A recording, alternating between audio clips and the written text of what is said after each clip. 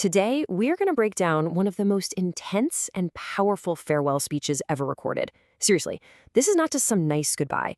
It's the final, fiery warning from the prophet Samuel to the nation of Israel, right at a major crossroads. They've just chosen their very first king, basically sidelining the man who's led them his entire life. The tension here is just incredible. So, let's get right into it. So, just imagine this for a second. A leader who has guided a nation from his youth is now old and gray. He stands up in front of everyone, but he doesn't start with a list of his accomplishments. Nope. He starts with this raw, personal challenge.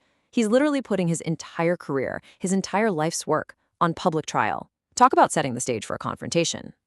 You see, Samuel isn't just retiring here. This isn't a farewell party. He is orchestrating a full-blown public accounting right in the middle of this massive political shift. The people screamed for a king, and, well, they got one. But before that power officially changes hands, Samuel forces this one last public reckoning.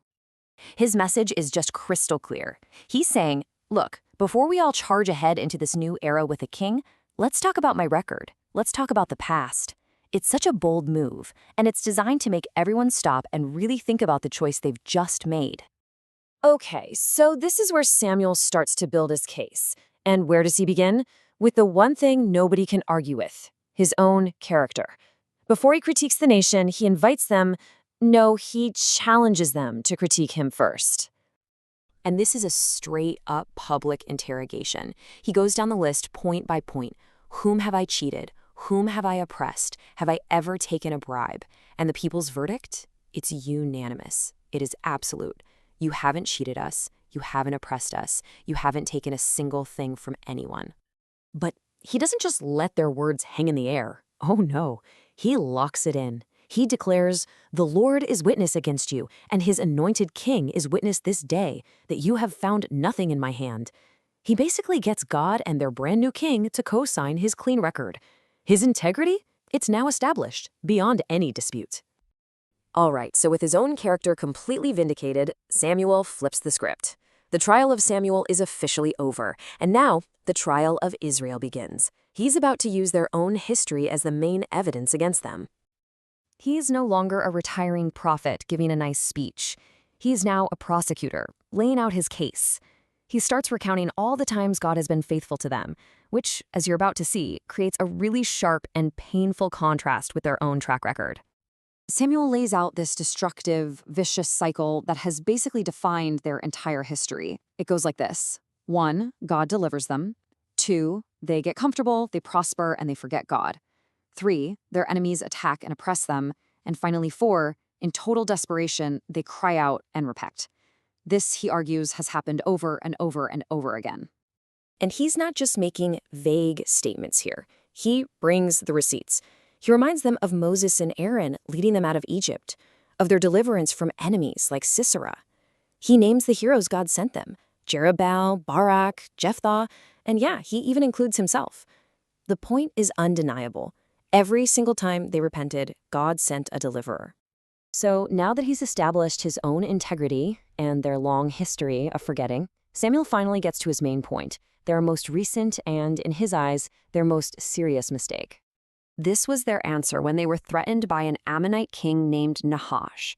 See, despite that whole historical cycle where God always provided a hero when they needed one, this time their fear pushed them to demand something totally different. They didn't just ask for a deliverer. They demanded a permanent political fix. They demanded a king. So what's the big deal? I mean, why was asking for a king so evil in Samuel's eyes? Well, because it was a total rejection of who they were supposed to be. Their whole identity was being a nation ruled directly by God. So in demanding a human king, they were basically saying, nah, we'd rather be like all the other nations, effectively firing God as their head of state. And right here, the speech hits its dramatic peak. Words are clearly no longer enough. Samuel is about to call for a live, real-time demonstration of God's power and his displeasure. You can just imagine how thick the tension in the air must have been. Now, that might not sound too dramatic to us, but you have to understand, he says this during the wheat harvest. That's the dry season in that part of the world. Asking for thunder and rain then would be like asking for a blizzard in the Sahara Desert in July. It's an unmistakable supernatural sign. And then it happens.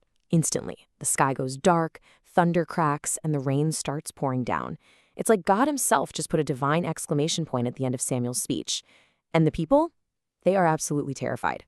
Because now they have undeniable proof that they have deeply offended the very God who had always protected them. The reaction is immediate. It's fearful.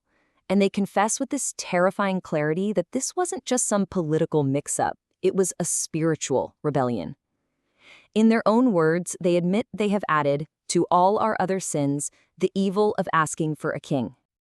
But Samuel doesn't just drop the mic and leave them there in terror. The final part of his speech isn't about condemnation. It's actually about the path forward. He's about to lay out exactly what their future will look like, now that they have the king they so desperately wanted. He tells them, okay, do not be afraid. But he wants them to pivot from that terror into a wholehearted service to God. He warns them, don't turn back to worthless idols, which is a temptation they've fallen for before. And he tells them to remember God's faithfulness as the reason for their future obedience. And this right here, this shows you Samuel's true heart as a leader. Even though they've pretty much rejected his entire leadership model, he doesn't reject them. He promises to keep praying for them, to keep teaching them. In fact, he says it would be a sin against God for him to stop caring for his people. Just wow. The final ultimatum he leaves them with is perfectly clear. It is binary. It is stark. If they and their new king fear and obey the Lord, things will be good. But if they rebel, the consequence is absolute. Both they and their king will be swept away. Their entire fate is now tied to the spiritual integrity of the very monarchy they demanded. And that really leaves us with this timeless question, doesn't it? The Israelites chose a king because they were afraid of their enemies.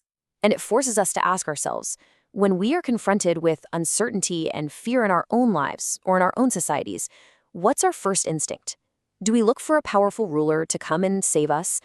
Or do we hold on tight to the principles that were meant to guide us all along?